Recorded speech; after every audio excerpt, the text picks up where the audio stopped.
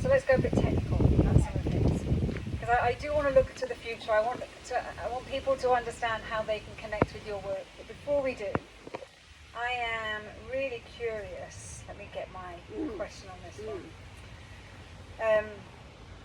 So you explore the gut-brain axis, fascia, mitochondria. I said it right. She just says these words and I'm still trying to catch up with some of them. For you, what do you want everyone here to know about how you see these biological systems connect with being amplified?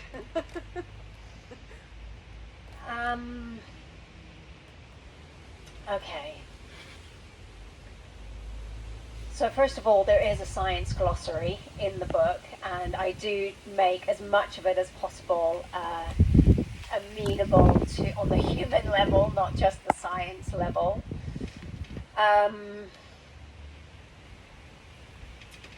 We have intelligence, but our intelligence is not only in our brain. Our intelligence comes from our gut, it comes through our fascia, it comes through our heart, and it comes from an intuitive sense of knowing that you know it, but you don't even know how you know it. And you can't work with one system, or especially you can't be depleted in one system and not expect it to have an effect on the other systems. And the more I got into the reading and the research and the rabbit holes that this book took me down, the more it became clear actually how much is available to us in terms of the natural environment, the light sources, sound, the way that sound impacts our cells. You know, the fact that mitochondria, now we know of mitochondria from high school biology, that it's the powerhouse of the cell, right? But it's so much more than that, and there's now research to say that actually it's a two-way process. There's an input-output with mitochondria, and it can change form according to the demands on the particular structure that it is a cell within.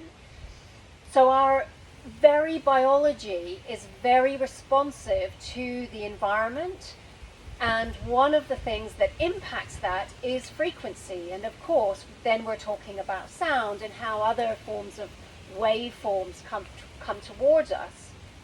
So we have this availability within these on the cellular level, and then into the fascia, which is, I describe fascia as, if you think of an onion and you've got the meaty bits of the onion, and then you've got that really thin layer in between. It's very thin that we kind of cast aside usually, but it's quite tough and it communicates between all the layers, and that's very similar to fascia.